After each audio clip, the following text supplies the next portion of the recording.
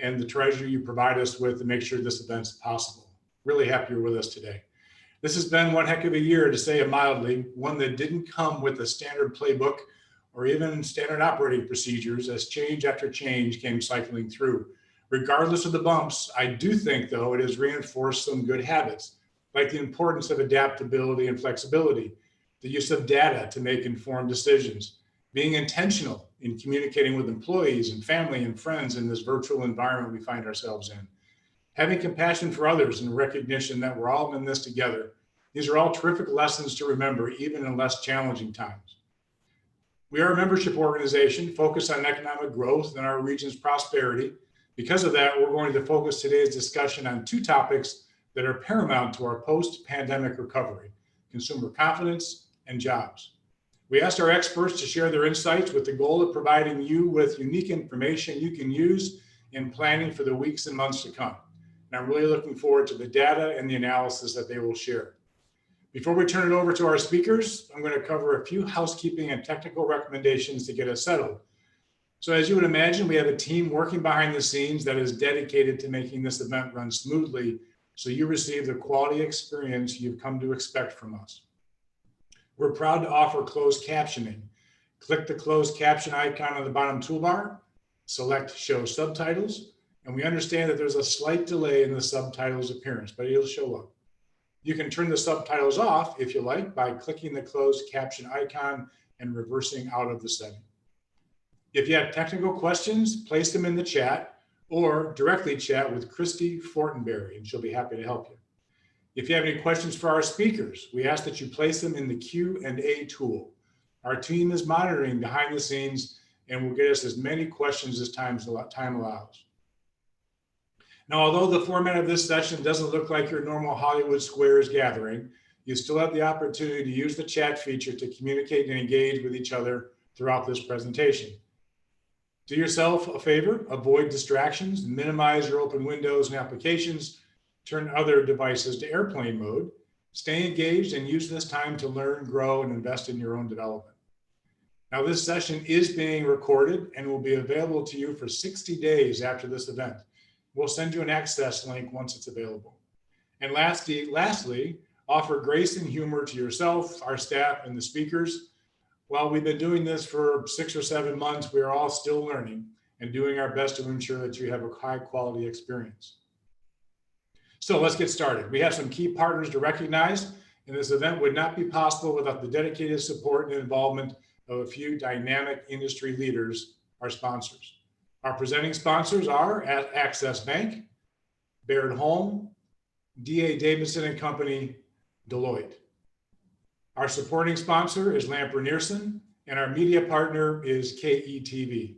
These event sponsors were not alone. We had a great number of additional corporate sponsors that support us in this event as well: Olson, Omaha Public Power District, and U.S. Bank.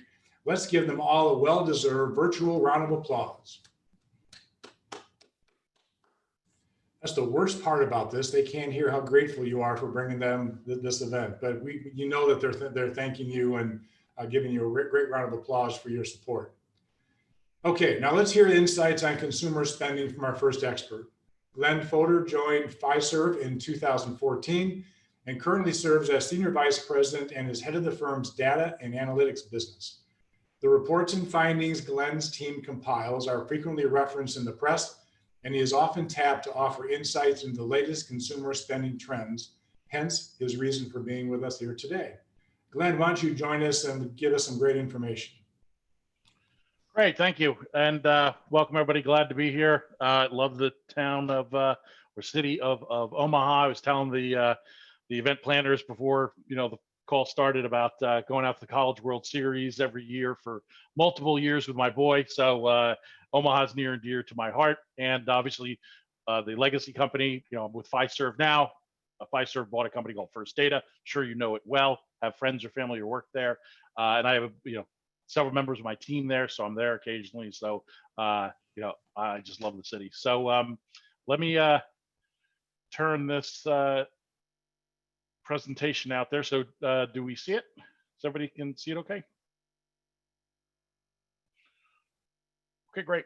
All right, so We just a level set on Fiserv and what we do. So we process at a high level. We do lots of different things. We're a $15 billion revenue company, but where it hits home for you folks is we process electronic payments of any type. If you do a Zelle person-to-person transfer, we are powering that between the banks. If you swipe a credit or debit card or a prepaid card or a check at the point of sale machine, there's probably about a 50-50 chance that we are processing that in some fashion. So what we do is we take this data and we analyze it. There was conversation earlier about data and analyzing it and making decisions based on it. We do that all day long. And we process a lot of data, over $3 trillion of dollar volume spending in the US alone every year. If you had to rank us as a country in the world based on the data we process, we'd be about the 10th largest country in the world. We process about 10 to 15% of US GDP every year. So we have a lot of data, means we have a lot of insights and a lot to talk about. So what we're going to talk about today is a variety of spending trends. We're going to talk localized, your neck of the woods. And then we're going to go broader into the stuff we've seen throughout this pandemic that is probably going to resonate very closely to your own lives. So let's start with this slide, which is I call the hope slide. I talk about this in all my client presentations to sort of set the stage. And what is this? This shows spending volume, electronic payment spending volume, and U.S. retail sales during the financial crisis of 2008 through 2010, the Great Recession, call it what you want. The gray area is the recession, and the lines represent year-over-year growth in spending volume at these quarterly checkpoints. And what happened? We entered in a recession. It was very severe. The whole banking world was in question of how much, if it would even survive. People were worried about even keeping their money at the bank. They were putting it under their mattresses. And lo and behold, recession took hold, unemployment spiked, people stopped spending, and we hovered around the bottom for a couple quarters until we got out of this. And then lo and behold, what happened? The recession was over, the consumer bounced back really quickly. Right? So this was your classic U-shaped recovery. The shape of the curve this time around is a lot more V-shaped, meaning we didn't take several quarters to fall into recessionary level and for volumes to drop off. We were trucking along fine in January and most of February. Then bam, in March and first half of April, it went straight, practically to zero. Then we got stimulus during the stimulus package during mid-April. We had states start to open up towards the end of April, and then that started to spread throughout the economy. And then we were off to the races, and we didn't quite get that V-shaped recovery on the right-hand side yet. That right side of the V is not all the way back. It's about halfway back now, and you'll see that in some of these slides. But again, we went into this quick. We got out of it quick.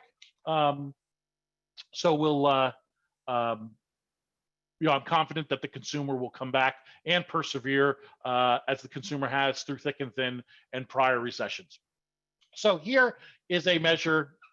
We like to look at it, the baseline everything, which is mobility, right? So if you saw the news when the pandemic first struck, folks like Apple and Google came out with these measures called mobility measures, right? Where they took the number of clicks and queries into their map applications, the map apps, and then figured this is how much people are moving around.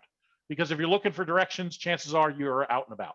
So they created this index, and 0 represents pre-pandemic, right? People were going around. That's normal environment. Just like the curve you saw before from the financial crisis, kind of the same shape here, but really quick, right? Drop off to near 0 mobility because everybody was at home and locked down. And then, like I said, in mid-April, things started to pick up, stimulus, businesses started to open. And then we've been on this, gradual trend into the end of June per se of mobility starting to improve. And then we kind of leveled off. And that's where we've been since June, basically. This blue line, which is the national average, we're just kind of holding our own, right? So what this leads us to believe is, well, not everybody got out and about. Those that were willing to assess risk, get comfortable with, yeah, I want to get out and about then, take on a certain amount of risk, or again, handicap that risk. I'm willing to get out and about. And then we've come back from, down 100% to down about 40 or so percent.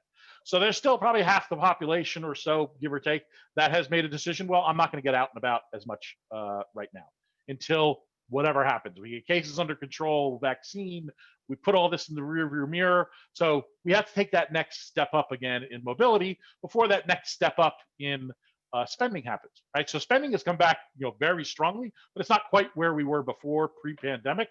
And that's this is not a spending chart, but the spending chart generally looks like this. It tracks pretty closely with mobility.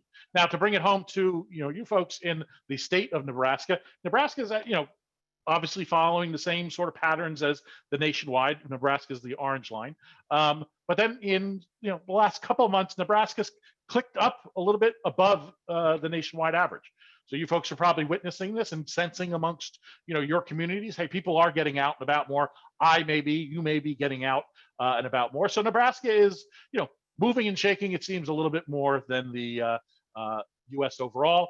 I think that's very refreshing to see, honestly.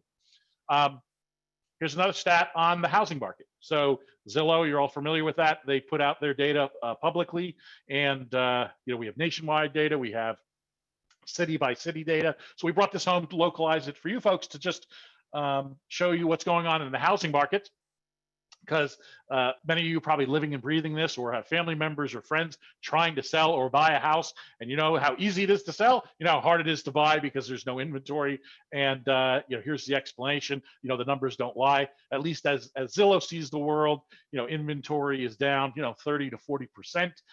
What we don't have on juxtaposed here is prices, but housing prices, if you couldn't guess, driven by laws of supply and demand.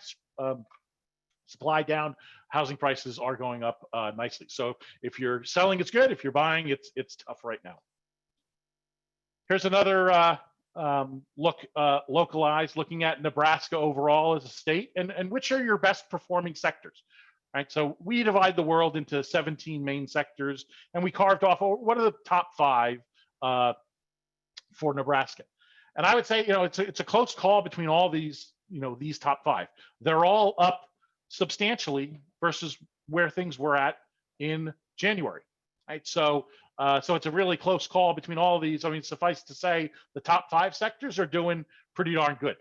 What's the leading one? General merchandise. That's your basic, big box retailers as we define the sector. The second, the orange line, that is, or darker orange line, that's clothing. After that, we have furniture. So again, all these, it's close call between all of them. They're all kind of huddled together.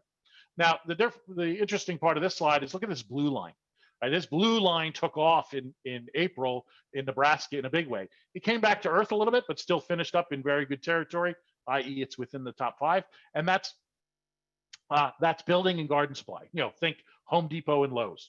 And we're going to get to in a moment this whole concept of home. This concept of home is driving a lot of secondary effects, downstream effects on various parts of the economy. And one of those is do-it-yourself projects at home, freshening up your spaces, building a staycation in your backyard. And that has been a big quote unquote thing for home improvement.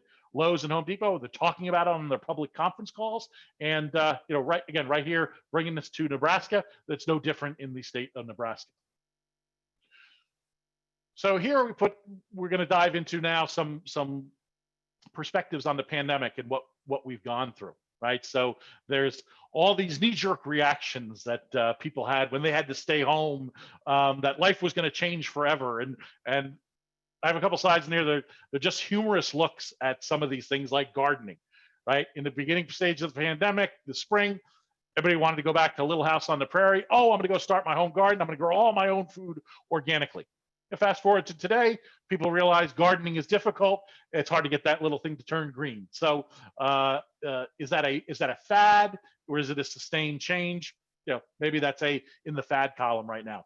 Everybody gets out and about again. When grocery stores opened up and restocked and resupplied, people were quick to go get the lettuce from the grocery store, because that's a heck of a lot easier than growing it in your backyard. Bunny rabbits will just tear it apart. Cooking and baking, that's another one. Maybe too many episodes of Rachel Ray or Iron Chef. Everybody wanted to be a baker. Everybody wanted to cook their own food, make their own yogurt. That got kind of tiring after a while, and they're getting sick of cooking at home. And look, cooking itself, for those of you that cook and bake a lot like myself, cooking is not hard, baking is not hard. Making something that tastes good and edible is not always the easiest thing if you don't have a knack for it. So again, is this a passing fad, or is it a, what we call a permanent paradigm shift? Home workouts, right? U.S. consumer, you Americans in general. When I think about the quote, the best laid plans of mice and men, fitness is front and center there. Right? Everybody couldn't go to the gym. Everybody said, okay, well, I want to get in shape myself. I'm going to download all these apps. I'm going to buy all these Pelotons and all this home equipment. And honestly, ask yourself the truth: how many of your treadmills look like this one on the right here, where it's actually for drying laundry? It's not for running anymore, right? So again, fitness has had this feast or famine trends in the U.S. on what's the latest and greatest fad. New Year's resolutions. You've seen the stories. You probably lived some of the stories. I know I have. But I think this is just a, sort of, it's a funny fad going on here. So now that we get into it and we sort of queued up some of these, do we have a paradigm shift, meaning it's something permanent, a shift in the structure of the industry, or do we have a fad? And here, I think many folks on this call run businesses. As you think about the impacts and shifts in demand for your products or services, and is that going to sustain? Maybe you're doing really well now, maybe you're not, because things are happening around you. People are staying home. Maybe that's good for your business, depending what you do. Maybe it's bad. Here are some questions, 6 or so questions that we use with our institutional clients to help them navigate determining, hey, is this thing I'm seeing, is this going to stick? Is this going to be a permanent change? And you can ask yourself, like, who's adopting the change? Is it the younger generation that is? Hey, that puts a check mark in the column of, hey, this might stick then, if it's the younger generation. Is the third one, is the change scalable? Or is it a manual workaround, right? So something like a restaurant opening up a spare window and shoving bags of food through it for curbside pickup, that's probably not scalable. It's not a good long-term solution. That's a manual workaround. Probably not going to stick. A derivative of it might, or if you change the makeup of your restaurant. But again, just that quick fix, probably not going to stick. You've seen probably with a lot of the quick service drive-throughs, they have now a stick. It's kind of like a broom handle in some cases, with a old school credit card machine rubber banded to it that they hand out to you, and you swipe your card through it. Again, not really elegant, not really scalable. The rubber band's going to break over time. So it's going to be a forcing mechanism for, okay, how are we going to do this more permanently? But again, this is a nice sort of, we call this a framework for how you can look at these changes and how they impact your business. I talked before about this shift from working from home and how it's having these secondary impacts. Here, we lay out some of these examples of secondary impacts: transportation, coffee and breakfast, lunchtime, demand for building materials, the need for daycare, right? You're home more, everything's upside down now versus the way you used to know it. Coffee and breakfast. If you're not driving to work anymore, you're probably not stopping at Starbucks or Dunkin' Donuts or McDonald's as much. Right? So that has a downstream impact on those businesses. And it all stems from this, quote unquote, working from home, being home more. Now, here's a derivative of that. Talking about the DIY market, right? 60% of DIYers are focusing on, their homes rather than other expenditures. And then at the upper right, as we went from March to April to May, the percent of respondents that have just recently started a DIY project at home, went from 60% in March. Everybody was home in March. We already had a high penetration rate of 60%. You got home longer in April, went up to 71%. In May, you're like, oh boy, I'm going to probably be home a lot longer than I thought. I think we all, Northeast, we all thought we were going to be back at work in May. Haha. That's not going to happen for a long time. So yeah, we're all home a lot more than we thought. Now it ticked up to 74%, right? So again, one of those downstream impacts of being home. And here, the numbers don't lie. This line represents transaction growth of the building material sector. So I showed you what Nebraska's look like. This is the nation overall. What happened? The lockdown happened. We had that big V shape. It bounced back really quickly. People were home. Then things started to unlock, fortunately. Then we had the stimulus package. People had pent-up savings already because they weren't spending money on anything. Hey, I want to refresh my house. I'm going to be here for the duration. So boom, demand went off to the races. This is what Home Depot and Lowe's been talking about in their public calls. And growth rates to this day are upwards of 20%. Yes, it cooled off a little bit from the peak of early summer because that is the peak time for these stores. But still, 20% growth. Looking back over years of data of the home improvement sector, it's never sustained at for this amount of time. So this is a sector, one of many that we track, that has just been a poster child for an interesting story during this pandemic. Furniture, another downstream impacted sector from stay at home. Kind of the same general shape that we saw in home improvement. Fell off the cliff. Nobody was buying anything. But it also started in a different place. If you look at the line more towards pre-pandemic over on the left, furniture wasn't good to start the year, right? It was just down. People weren't buying big ticket items, and it was in negative growth territory already. So falling off a cliff shouldn't come as a surprise. We had the stimulus, boom, off to the races, and that's been a nice steady Eddie run through most of the summer as people refresh their houses because they're coming to the realization, yes, I'm going to be here a lot longer than I thought. I got to clean up this dump, right? So get new furniture, new window materials, etc. Social media, right? So obviously a huge beneficiary. Some would say savior, if you will, of being at home with needing to occupy your time. So the question is, just like some of these other trends we've seen, how much is this going to last? And I would say, if you believe the surveys, it's kind of mixed. 25% say they'll probably spend even more time on social media post the pandemic. About half say their pre and post pandemic social media usage will probably stay the same, right? So go back to normal, if you will. And then 20% say they'll actually decrease usage. They probably got burnt out on it. Put me in that category. Going to use less than they did beforehand. So then we have a quote here from Mark Zuckerberg. I think that guy has a pretty informed view of the world as it relates to social media. And he says, we don't expect this spike in usage is going to sustain forever. That's a little bit different than what the retailers and banks are talking about when they think about the spikes in their digital business.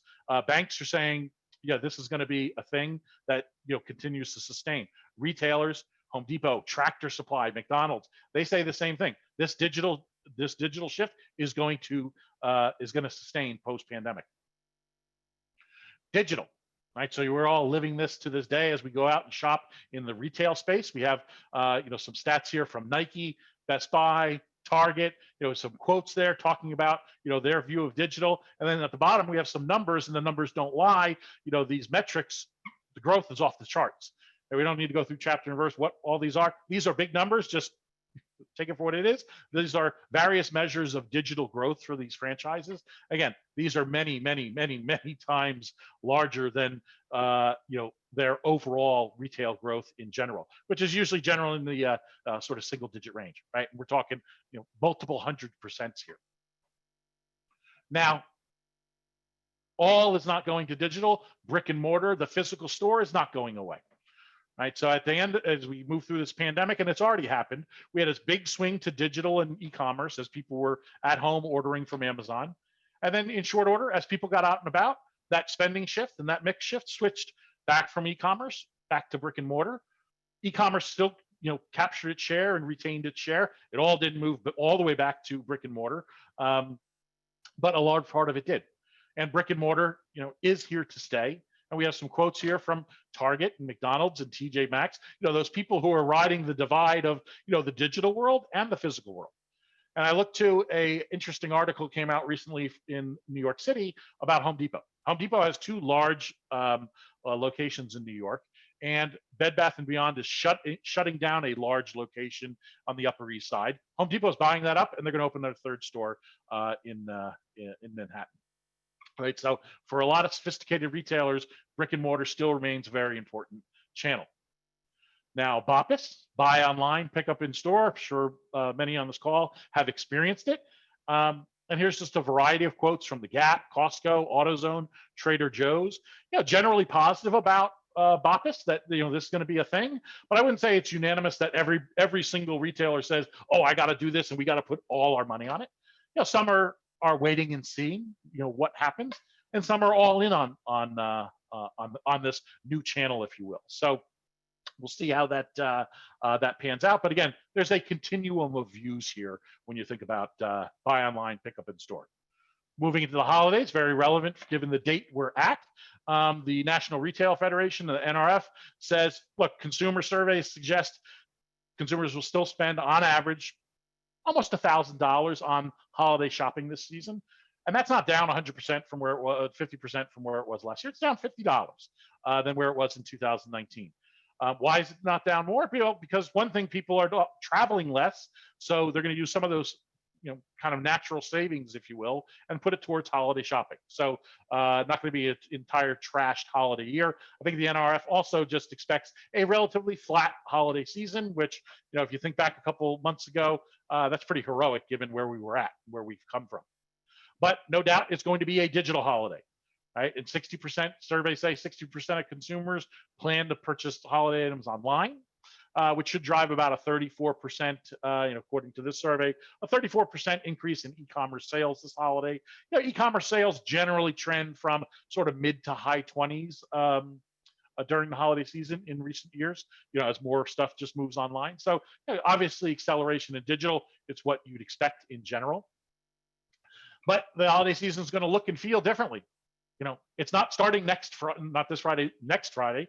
It started already a couple Fridays ago, right? They're moving Black Friday offers earlier. Walmart is having several Black Friday sales. There's also going to be a lot more shopping by appointment. 62% of consumers, according to Accenture, may shop at a physical store via an appointment this holiday season. And again, we talked about curbside delivery, BOPIS, Best Buy testing new channels here. So again, the holiday season, if it hasn't started for you already, it's going to start real soon, and it's not, the race doesn't go off at Thanksgiving Eve anymore. Travel and leisure, big casualty, if you will, from the pandemic, where we're having this shift from I'm not going to take that international trip. If I do take a trip, it's going to be more local. It might be a staycation, or it's definitely going to be more local. But it's certainly not going to be getting on a plane for 6 hours to go internationally. Now, here is taking some third-party data that basically illustrate what is exactly the bifurcation of what's going on in the travel markets today. So on the left, we have hotel occupancy rates, which dropped off sharply when we had the pandemic start, and it rebounded quickly. There's this V-shaped, half V-shaped, should look familiar to you from the prior slide. So hotels have come back pretty well, right? People are willing to go stay, just more localized. They're willing to stay in hotels. Now on the right, we have airline traffic, not so much the same, right? So fell off. It's come back slowly, but it's still down. As of this last reading in early October, down 70% in traveler throughput from where it was last year. So what does this all tell us? Well, people are still willing to take a vacation. They're not totally dialing out. They're willing to stay at a hotel, but they're not going to get on a plane to get there. They're likely going to get in their car to get to the, kind of a closer location. Now, there's all these sort of fixes and hacks, if you will, that relate to travel, right? So we have Singapore Airlines taking its planes that are grounded, and they're opening them up as fine dining restaurants. Just ignore that air sickness bag sitting right next to you. Finnair is actually selling business class meals in grocery stores. Now you've seen everything. And then Qantas, if you haven't heard, they have a flight to nowhere, which is just flies around Australia one or two laps, just to give you the feeling of flying, but it really doesn't go anywhere. I thought that was interesting. And I believe this is our last slide. I think I'm keeping you right on time. Cash usage at the point of sale. We have merchants and retailers on the phone here. You're probably living and breathing this every day. People don't want to use cash at your store. Nobody wants to touch the dirty money. That's been the hypothesis out there, the narrative, the big debate. Well, mining our own data, we can say, with confidence, that is true. And what this line represents over on the right is just a 9 percentage point share shift in the use of cash at the point of sale. So for example, how do I interpret this? If cash as a percent of all transactions in January was 30% of all transactions, today it's 21% of all transactions. So a huge shift in the choice of cash, from cash to electronic and contactless payments.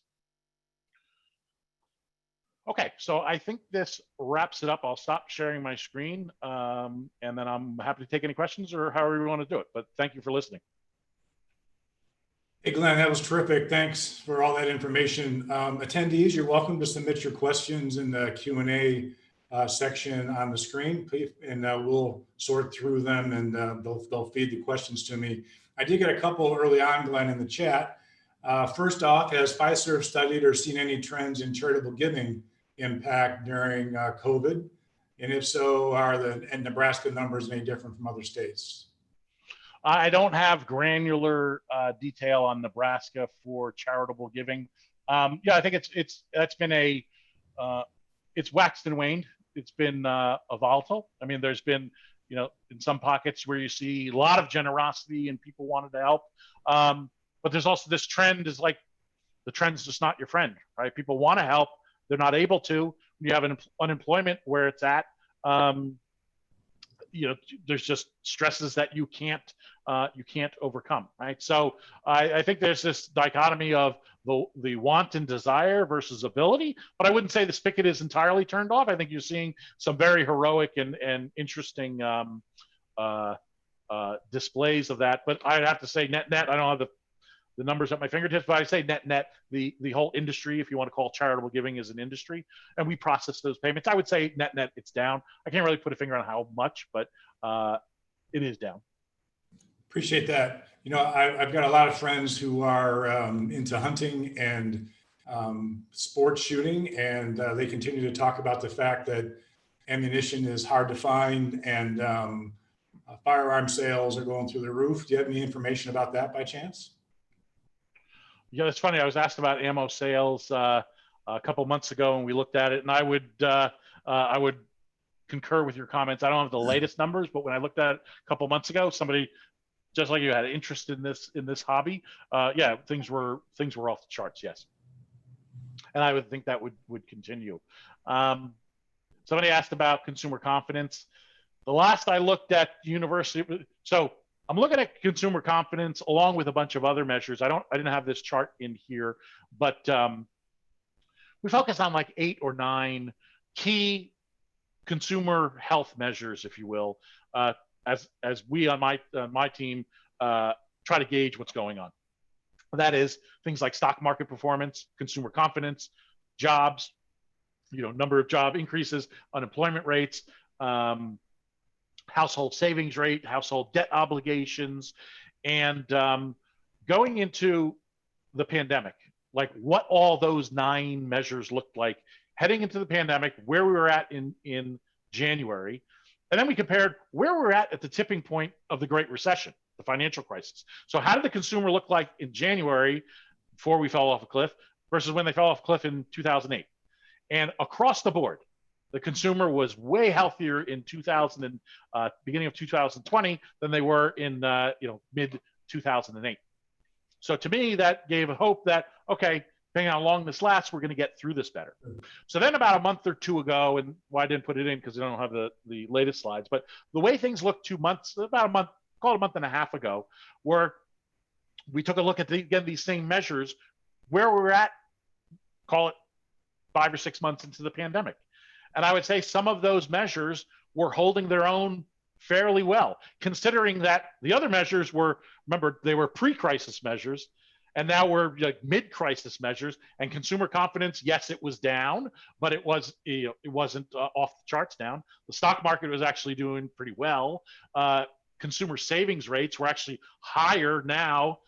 Well, they were a month and a half ago. I'm sure they are now. Consumer savings rates are higher now than they were pre-pandemic. Makes sense. You can't spend as much money. You got nowhere to spend it. So, your savings rates go up. So yeah, I wouldn't say, but jobs, yes, are still negative. There's no, rose on that. But we did have 33% increase in GDP in the third quarter. So there's plenty of things to pull on that are, the U.S. consumer is persevering, and when we get through this, he or she will come back. They do time and time again, and I don't think it's all fire and brimstone right now. Also, thing you look at, we mine this very carefully, closely, watch it like a hawk. Banks and retailers, the public ones, they have conference calls, right? Everybody tunes on these conference calls. What's Jamie Dimon from JP Morgan going to say about the economy? What's the CEO of Walmart going to say on the economy? You can bet they have a pretty good view. You don't need to listen to economists. You need to listen just to what they say. And they're not painting a rosy picture, but they're not painting fire and brimstone either. They say, look, we have a cautious view. Parts of our business are weak. There's green shoots of growth. There's parts of the economy that are coming back. Manufacturing is persevering throughout all this, but nobody's saying again it's rosy. But they're not, they're not nervous Nelly either. So I hope that answers the question. I think so. Hey, Glenn, I wonder about supply chain. I mean, I know there's also lots of anecdotes out there about folks who just bought a refrigerator because they're fixing stuff and they got to wait 7, 8, 9, 10 months before it comes in, and no one's used to that waiting time. Have you seen the impact of supply chain challenges in retail sales anywhere? It's hard to see what is generating the what supply chain, like to parse out what weakness of retail sales comes from supply chain restrictions. A lot of it is, look, you can't buy what you want. You just have to buy something, and it's not exactly what you want. My friend just texted me the other day. He bought he's not one to buy like the premium stuff, if you will. And he said, I had to buy this over-the-top dryer and washer set, which he would never do. Just it's not his personality. He's like, because I needed one and I couldn't get what I wanted. So he's spending on something. He's just not getting what he wants. So yes, supply chain still remains a big issue. There's still stuff that you can't get. How much is impacting consumer spending in general? Not sure, because again, people are they're spending on something else, either a different product, or they're just buying a product that grin and bear it that I didn't want, but it's, might be a, cheaper good or a more expensive good. So, but yeah, there's no hiding that. Working through that. The supply chain there's some things you can move quickly, there's some things you can't, but it is an amorphous animal that is just constantly growing and shrinking and finding the points of most efficiency, to supply something in the world, and it's going to shake out ultimately. So let me ask you one last question here, and then we'll thank you profusely for all the information you've given us. It seems like there has been an ability for us to continue the high level of the economy being dependent upon consumer spending, and that's in large measure been because of the dollars that have come from the federal government to keep money in people's pockets. If there isn't another bill that comes out relatively soon, you predicting some kind of a downward trend in spending because people just don't have some of the dollars in their pocket like they did early in the pandemic? Yeah, I mean, look, we have built up savings, so consumers, some are stretched. I'm not going to lie that none are, but the stats say consumer savings across all across all wealth bands are way higher than it is normally. So there is some sustenance there, and yes, there's no denying, the numbers don't lie that you saw in the charts. When we had that stimulus payment in mid-April, things were off to the races, coupled with the economy unlocking. The economy and it started with Georgia and South Carolina and Oklahoma and Alaska that, like, April 25th, they all started to open up. Tattoo parlors and salons, go figure that. But I didn't make the rules. But then restaurants followed, and then the rest of the states followed. But, the charts don't lie. When you gave the stimulus, it was off to the races. And the economy, the consumer probably could use another shot in the arm. But I will say it's not all negative either. So we did an analysis of these extra unemployment benefits that people got from, March or April through July 25th. Mm-hmm. And we segmented the spending of our population into just those who made $100,000 or below. So we took our $3 trillion of spending, isolated it down through various data science methods. Okay, what is the spending profile of those making 100 or less, 100K or less, because those are the main people who are receiving these extra unemployment benefits. And the before and after, like breakpoint, where spending was in July, up to July 25th, and then where it was after.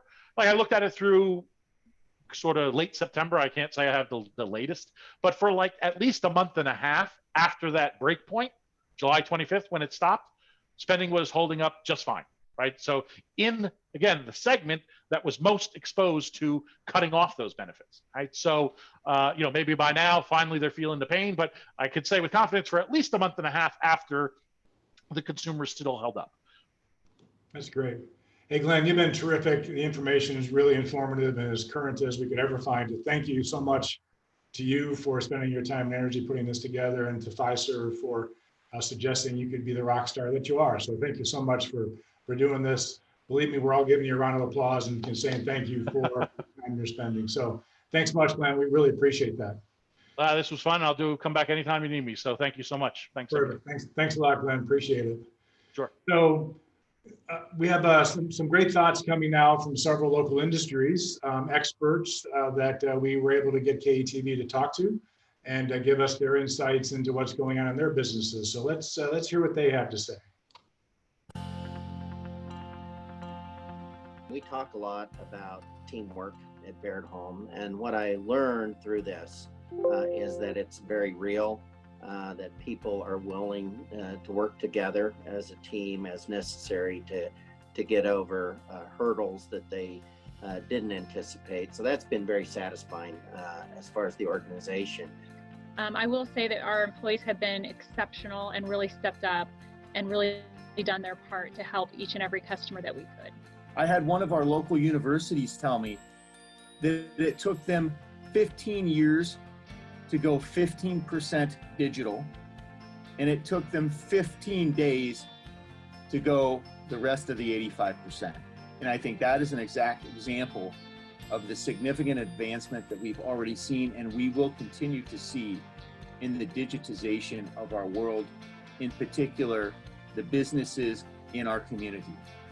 We quickly got our arms around the PPP program and were able to fund 600 loans, close to 80 million, to help our small businesses in the community keep people employed. We are a relationship business, and meeting in person is and will always be part of our practice. And yet our clients have understood and they've had the desire to meet otherwise and deal with day-to-day issues in a different manner. So they've been very resilient to that. Another very different realization of what I'm seeing with our clients and in our marketplace is the willingness to take on some of the toughest topics of our time.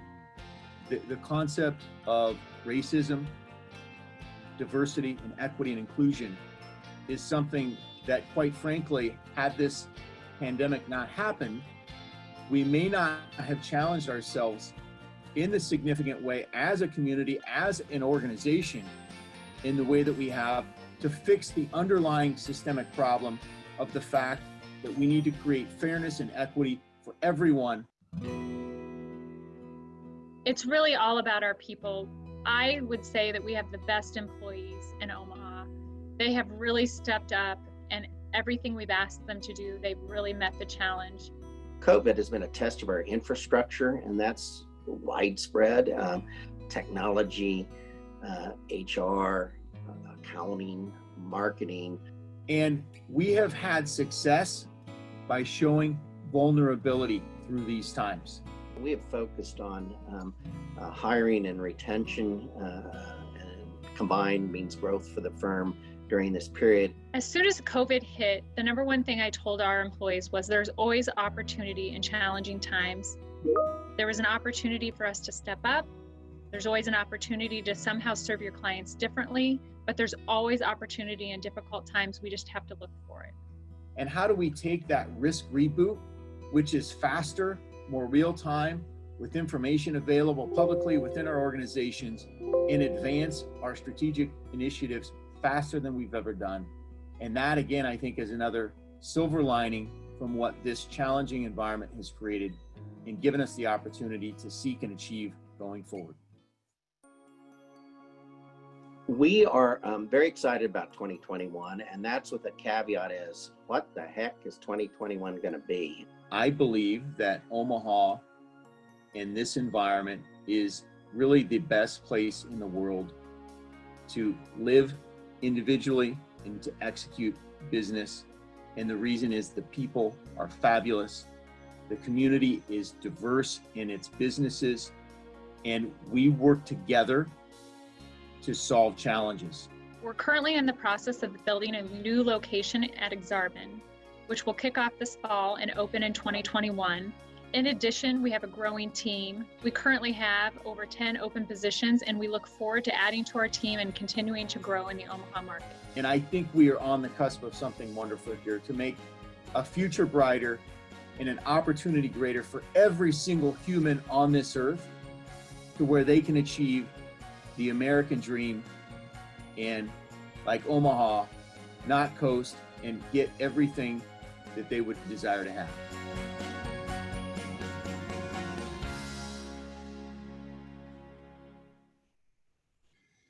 All right, great thoughts. Thank you, guys. We really appreciate that. Samantha, Rick, and Dan, we're really lucky to have you here in Omaha as engaged leaders and involved with us in the chamber. We really appreciate all your work and your thoughts here today.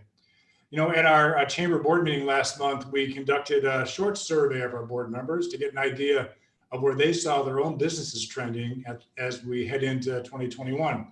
And some of the interesting results show that almost half of those respondents currently have the same number of employees today compared to January of 2020. Unsurprisingly, a majority of the respondents reported that their monthly revenue is down compared to pre-COVID times. And about half of the board members are optimistic that their sales revenue will be up in 2021 compared to this year. 63% of the respondents anticipate that their number of employees will grow next year. And I have managed to move my data right off of the screen. Here we go.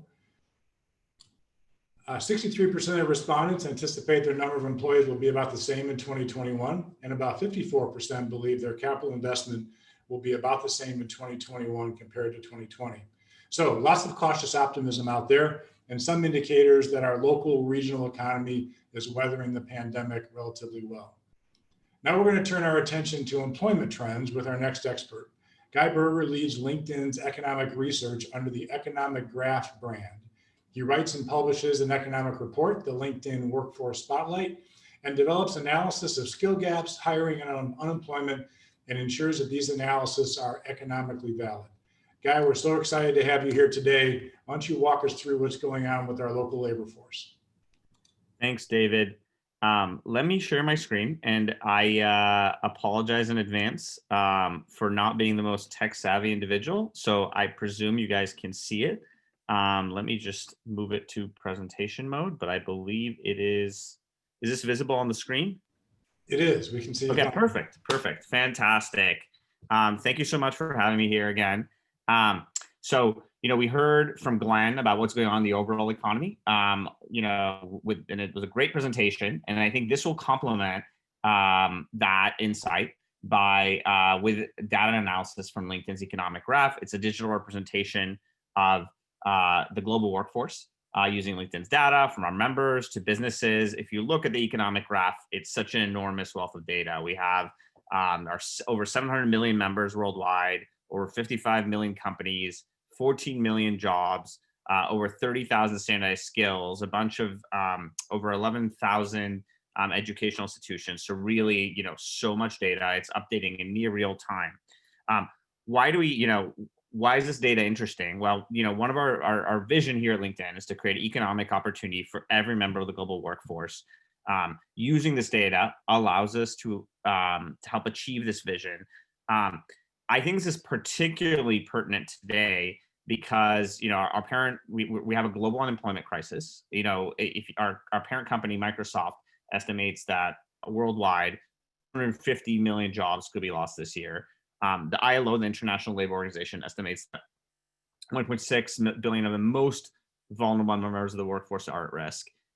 You know, here in the United States, the unemployment rate is still quite a bit higher than it was before COVID, even given the recovery we've seen. I know this is true in Omaha as well. Even though you guys have a lower unemployment rate than the rest of the country, it's still higher than it was, and there's still distress here in the labor market. Even, you know, we are still far from what we would think of as a healthy, normal labor market.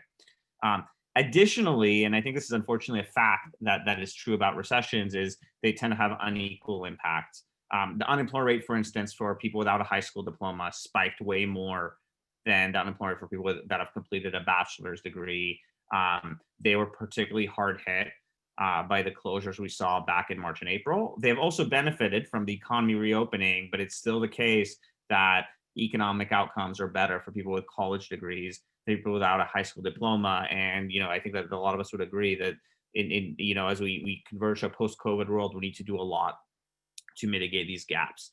Additionally, and the other thing to throw out there, and this is sort of pretty important, in many parts of the country, given the closure of things like daycares and the reliance on remote schooling, this has put a lot of pressure on parents, and particularly women, to provide childcare, substitute childcare, and that's starting to create unequal gender outcomes in the workplace. If you look at it, yes, the unemployment rate for women has come down, but we've also seen a lot of labor force exit that is gender unequal. And I think that we talk about things that need to be done to help the economy, whether it's public health measures or fiscal stimulus. I think we really do need to find a way to provide to help restore things to equity by providing a childcare solution in areas where that is not available. So again, we'll talk more about this as I go through the presentation. Obviously, I'm glad to answer questions, but it's a serious challenge. Looking at Omaha, I'll give you a preview of what generally what our data looks like, because we've talked a lot about LinkedIn data as a whole. Omaha is actually a pretty rich source for data in LinkedIn's data set. We have 447,000 members, which you can do the quick computation of how that compares to Omaha's workforce, but it's a pretty big chunk, which is not surprising given that you have a highly educated economic hub, and one of the biggest ones between the Mississippi River and the Rocky Mountains. So you guys are pretty economically significant. It's not surprising that you're heavily represented in our data. We have over 17,000 companies showing up in the greater Omaha area, 26,000 standardized skills, over 12,000 schools. It is like a pretty, as I said, we have a lot of rich data that's constantly evolving in the Omaha area. One thing that we track in Omaha and nationwide and worldwide is the LinkedIn hiring rate. The LinkedIn hiring rate is our flagship macroeconomic metric. We track job starts. And so it's a really good economic barometer because as you can imagine, when economic times are good, people start jobs, they switch jobs more often. When economic times are bad, there aren't a lot of jobs to be found to start. And also people that are employed are probably more cautious about leaving, a sure thing for a riskier new opportunity. And back in March or April, we had a really scary situation. We saw hiring both in Omaha and in the United States as a whole fall more than 40% relative to year ago levels. It's just, again, as I said, seemed like a really devastating situation. I think the message you get from this data and from Glenn's data as well is that, yes, it was really hard, but things have actually started recovering sooner than a lot of economists, including myself, expected. And the recovery has been more, to some extent, it's nowhere near complete. And I don't want to portray this as a Pollyanna-ish situation. There's still also a huge public health crisis. This recovery is certainly vulnerable, but it is definitely been, we're closer to recovery, for example, on hiring than I would have expected at this point in late 2020. I thought this was going to be the kind of situation we'd maybe see if we were lucky in 2021. But hiring in both Omaha and the United States is now down less than 10% year over year, not down 40% year over year. That's a pretty, that's a pretty solid recovery. You see this in the Bureau of Labor Statistics data too. The unemployment rate at 6.9% is still pretty elevated. But in 2008, 2009, it took us more than 4 years after the end of the recession to get back to 6.9%. This time around, it took us 6 months. Again, things are nowhere near back to normal. They're still fragile, but it is somewhat of a relief that we see ourselves where we are today and not with a much longer road ahead of us. I think showing some more perspectives on our data, I talked a lot about the overall trends in Omaha and the nation. The top industries that our data shows as hiring in Omaha as of October: software and IT, finance, healthcare, corporate services, and manufacturing. Exactly the kind of thing that you would expect as sort of a highly educated commercial hub. I think what's interesting is that these industries are sort of mostly in, I think this kind of explains why Omaha is mirroring the recovery for the country as a whole, is that these are neither the industries that are doing the best or the worst relative to the rest of the country. If you're looking at industries that are really doing well right now, I think that a lot of them have to do with things like housing and construction, transportation, logistics, Healthcare is actually one that Omaha's represented is doing really well, and finance is almost fully recovered. So that's on the plus side.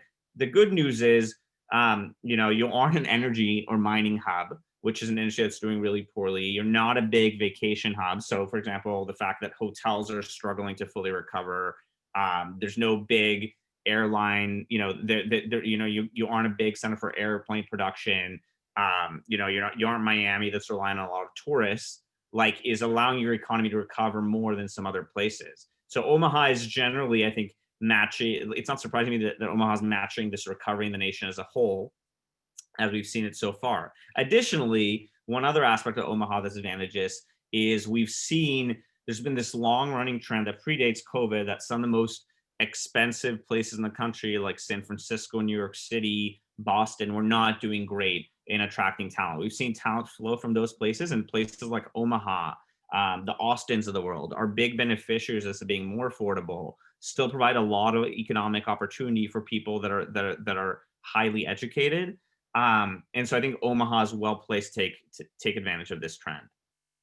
I talked a lot about industries, but let's talk a little bit about jobs as well. I think that as you can guess, even those the kind of jobs that are really being hired for in Omaha right now are probably not wildly out of line with what you'd expect for a recovery, and one that is maybe uneven in terms of industries. Software engineers, they were hot jobs even before the downturn. They're hot jobs now.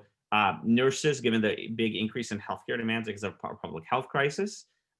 Interestingly, recruiters, which is not surprising to me, given that I think to some extent a lot of the economy, given how much it crashed and I was trying to recover, is sort of we almost think of it as an attempt to rapidly reboot or catch up on adding headcount, given that the recovery is turning out to be somewhat firmer than a lot of people were expected.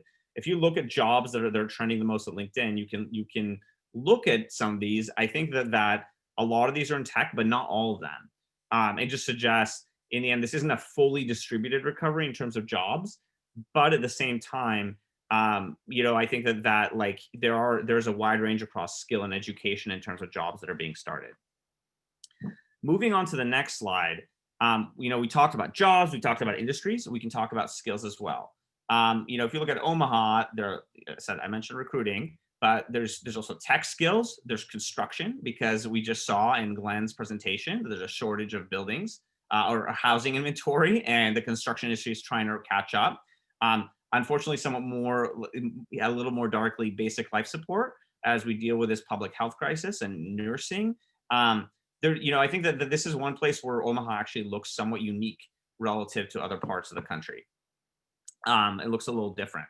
I think that we talked a lot about skills. One of our perspectives is, at LinkedIn, I know in a lot of other places, including probably, within Omaha, is while it is great that Omaha is very rich in college educated people, there is this education gap that has hurt a lot of people, and that ideally we want to close. And part of this is making employment and hiring less credential focused and more including focus on a 4-year college degree credentials and more focus on the skills people actually have.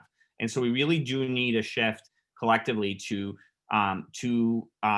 thinking more into the skill-based hiring. There are 2.4 million open jobs on LinkedIn that don't require a college degree. 26 million members are only 2 skills away from having the skill set they need to be, for example, to be a customer service representative, which is one of the most in-demand jobs. So I think there's really a great opportunity here. I know that there's a talk from both sides of the aisle about how we can make the post-COVID economy better than the one we had before COVID, and this is one of the ways we can do it, of making it more equitable and having better labor market outcomes. I talked about the gender challenges that exist in across the country. What's interesting to me, by the way, and I'd be curious in Q&A for people to give hypotheses for this, is that Omaha is one of the few places in the country where actually, there's clearly, if you can see this, there were fewer women hired in our data than men before COVID. The equity gap has actually narrowed somewhat during COVID. I don't know why Omaha is a standout. It's good to see that you guys are bucking the trend. But it's one more case where I think, to the degree that the rest of the country is not replicating this, what can we learn from Omaha that has made this a relative success story? Two things I want to talk about a little bit. I talked about migration and the fact that big cities like New York City and San Francisco have declined. I think what's interesting is that you can see, I sort of mentioned these hubs, some of which you guys may consider to be, your peers and your competitors. I imagine you guys are pretty high up in the rankings as well, but like the Jacksonville, Salt Lake City, Sacramento's, Milwaukee's, Kansas City's are the places that are getting a lot of talent. And, the big places where people are leaving right now are the big coastal cities. It is interesting to wonder how much this trend will stick after we get a vaccine and people are sort of willing to reconsider living in big cities. But this trend of like the second group of cities are not necessarily the biggest attracting talent is something that predated COVID. And so I'm likely to think of COVID as something that accelerated it, not something that is a temporary effect. We talked a lot about remote work. I am sure in Omaha, you guys are thinking about how you're capitalizing on remote work. We've seen a big surge in remote job applications since March. We've seen a big increase in remote job postings in our data since March. It is possible this is going to diminish somewhat once we have a vaccine and people want to return back to the office. I think that those of you guys that are managers might think that as great as it is to give people flexibility, you do want to see people more often. But I have a tough time imagining that in terms of the number of remote jobs that exist, we're going back to where we were before. Part of this is here to stay. Additionally, you can imagine all these jobs are going to be to some extent partially remote, as in your boss might accept you spending time out of the office a few days a week and then coming in the other days. And that actually also creates a lot more economic flexibility for parents and for other people in terms of the commutes they have to tolerate, that I think will actually generate big productivity gains across the economy and can really benefit Omaha. If you think about what's ahead, and with this, I think we're getting close to the tail end of my presentation. We still have a lot of uncertainty in public health and cycles of shutdowns, reopenings that are going to prevent the economy from fully bouncing back. But there's light at the end of the tunnel, I guess is what I want to emphasize.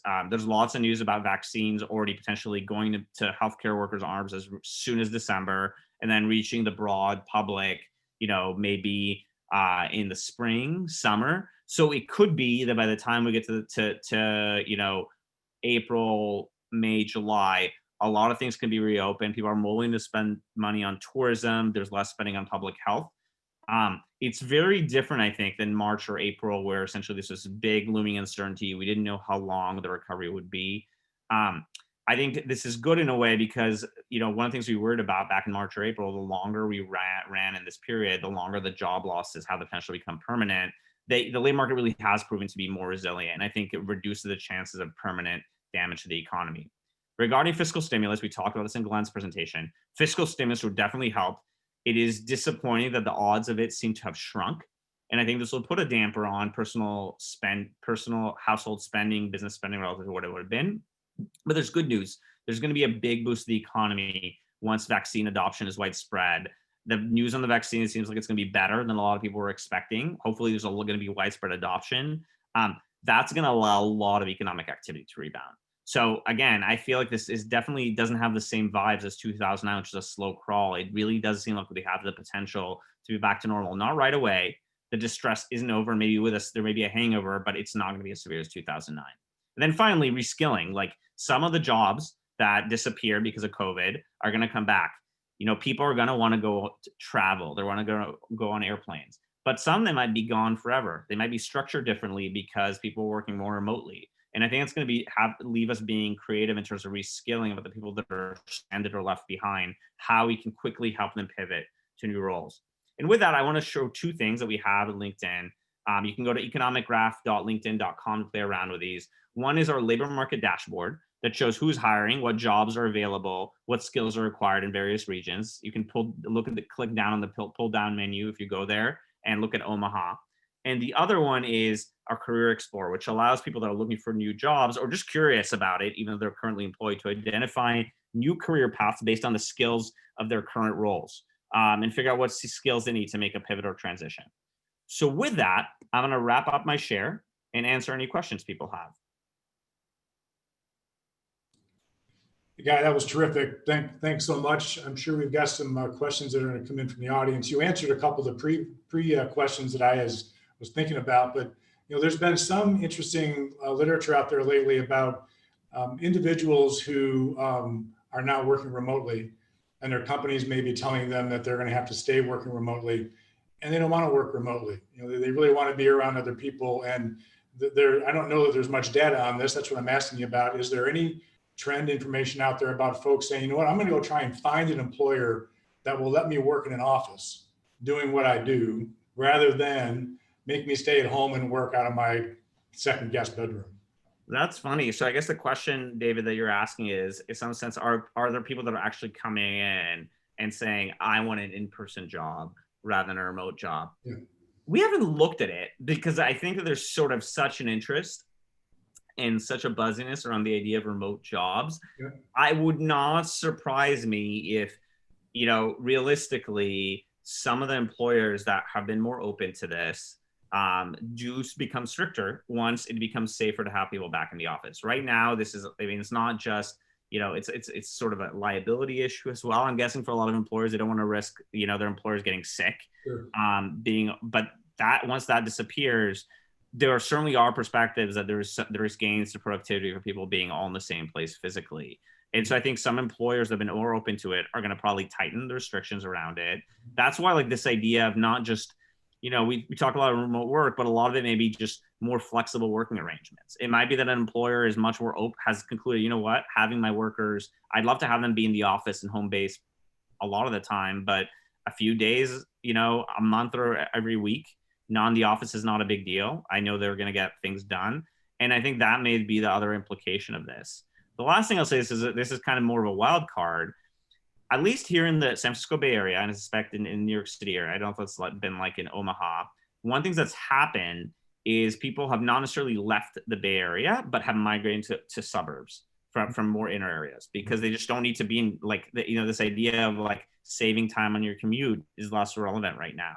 I wonder if a world where people need to be there in person a few days a week, but not all the time, is one where people are willing to tolerate on the margin somewhat longer commutes. And essentially it makes a lot, I don't know how many of you here on this call have long commutes, but I know that Omaha is a pretty big place. So some of you are probably like stuck in traffic coming into the office, at least before COVID, is how much of this essentially allows, metro areas all to grow even bigger than they were, because people are willing to tolerate living a little further from the city center. They only have to come into the office twice a week.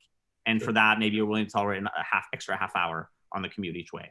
So again, my feeling is that we're going to see a lot of work come back to physical settings in offices, but probably not 100% of what we saw in COVID. It is going to be a more distributed workplace than it was, for sure. Interesting.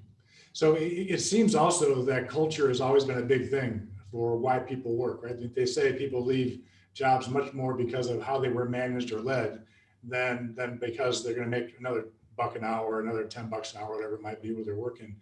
This is a tough thing for culture. This whole notion of 95% of my people are working at home, and it's tough to sustain culture in that environment.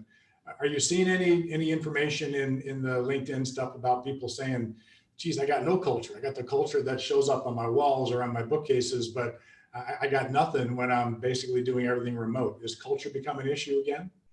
It can. I'll just throw out there, it's a balance. I think that there's a huge mix of people and how they're responding to remote work. I think there's some, I know this just day to day. There's some people that are like, I'm so glad that I have a shorter commute. Like, I don't have a commute. I can spend time with my family. I can have a more flexible work schedule where I see my kids during lunch. As you can tell, I think this a lot of parents, particularly with especially with younger kids, probably feel this way. And then if you talk to people that are in, maybe younger, I don't want to like massively generalize, but let's say in their 20s, they're the ones that are saying, man, I want to really be back to the office, because this is like a lot of their social scene. I don't know if you can call it social scene, but like there's social capital being built there. Like, again, I don't know who here's attended Zoom networking events. It is amazing how resourceful they are, and we've adapted a lot. And if we had to do this for 5 more years, then I'm sure we'd get even better at it. But I suspect for a lot of us, there's something to be said for just talking to somebody face to face. And again, I am a big proponent of everybody wearing masks and practicing social distancing as much as is possible, because we, for now, until we get the vaccine in a few months, like, you know, we definitely don't want to transmit it.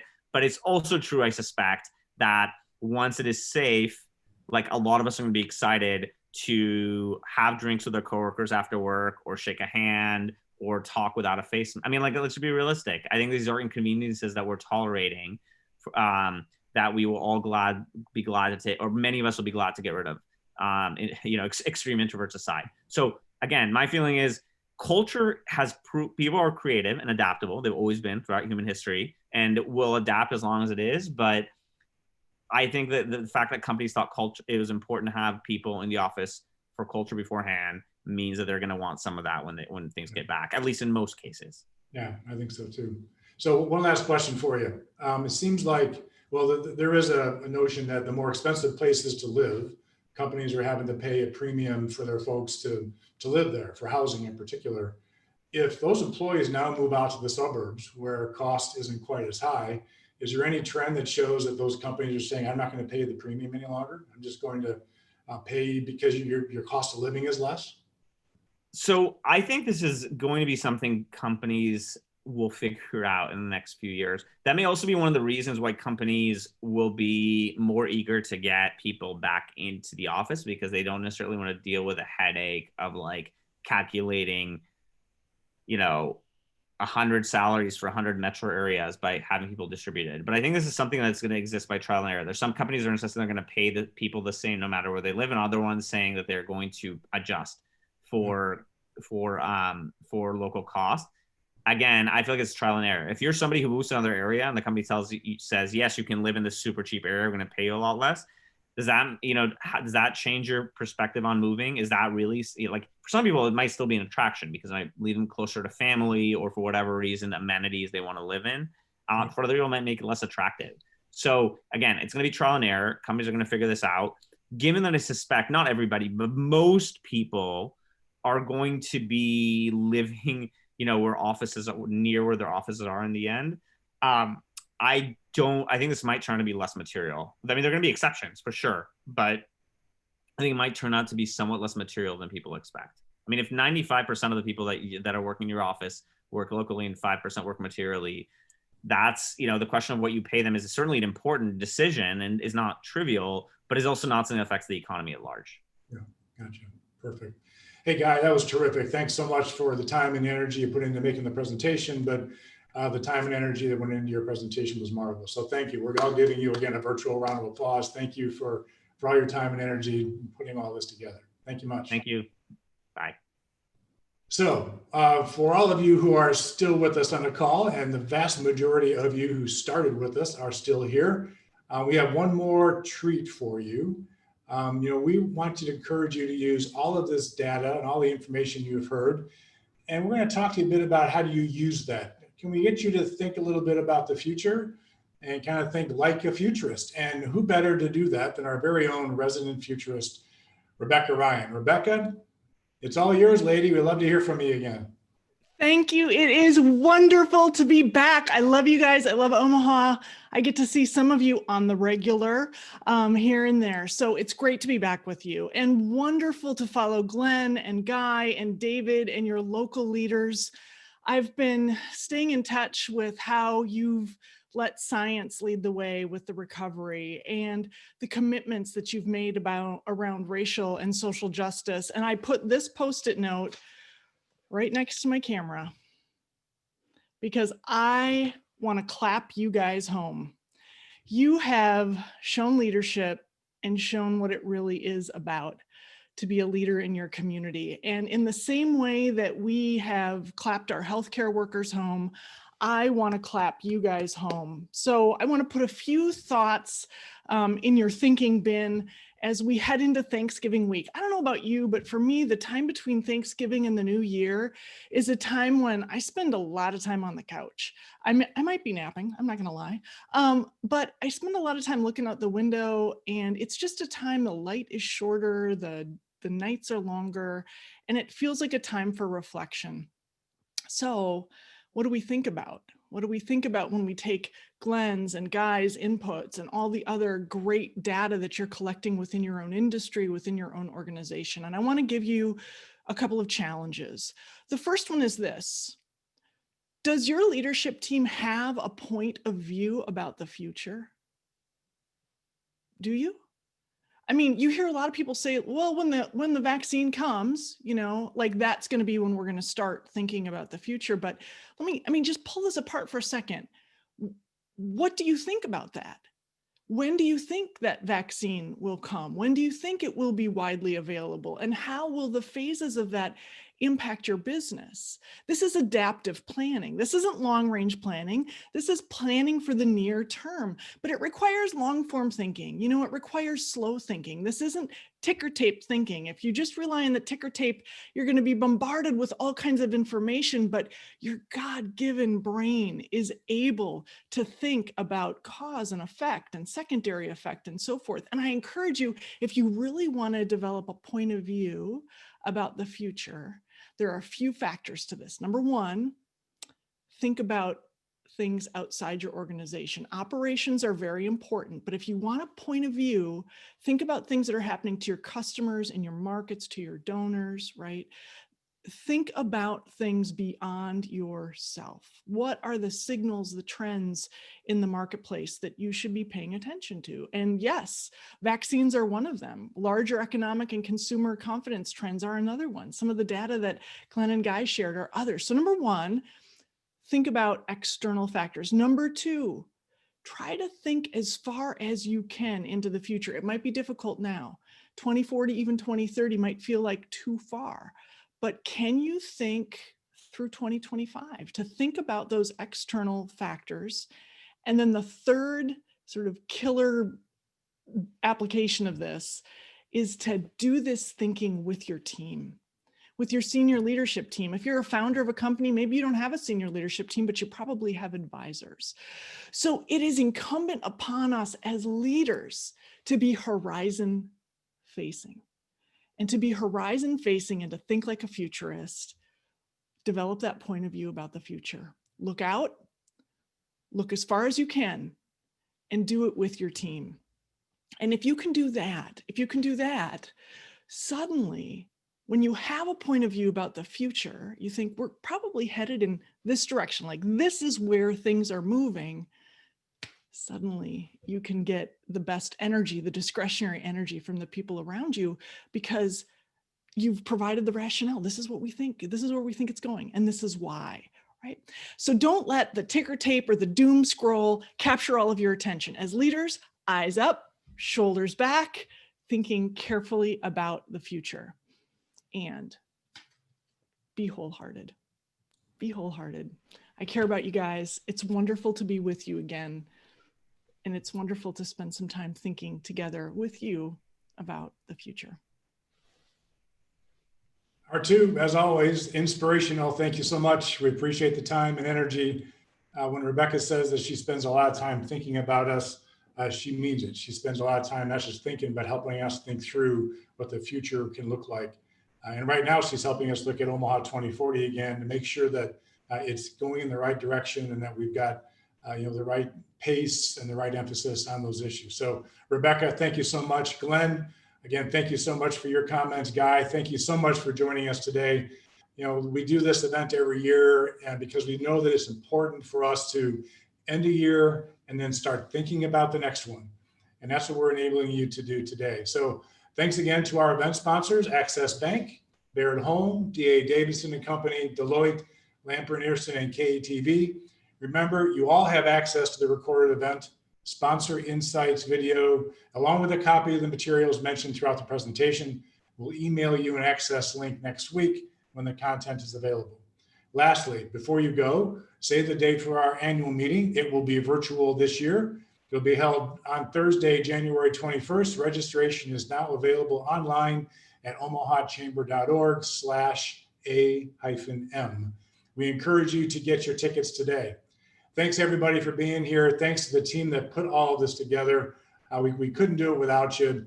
It's so important that we spend time together when we can't be physically together.